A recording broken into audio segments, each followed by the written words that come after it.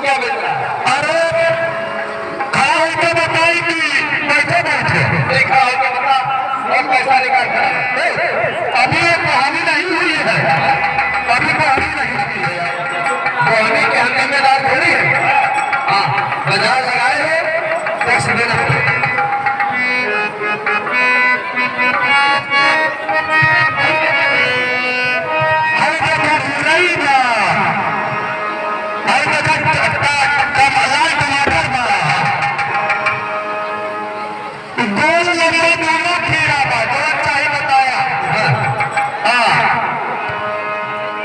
सबसे विशेषता अनाज हो रही है, बहुत प्यारी हो रही है। बताओ क्या विशेषता है?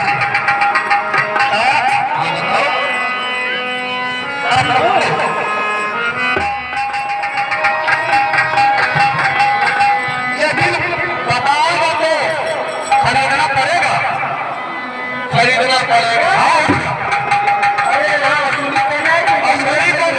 कहानी होगी तभी तो देंगे। ठीक है। अरे मुरारी में बसले मुरारी, अरे मुरारी में बसले मुरारी, करारी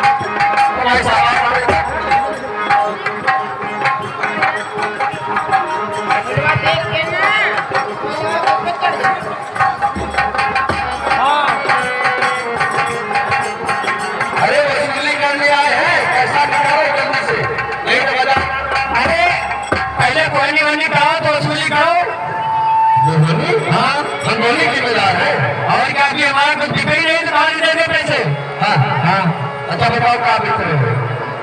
हमको जो बेचते हैं उसको खाने से घोड़ा नहीं दौड़ता है।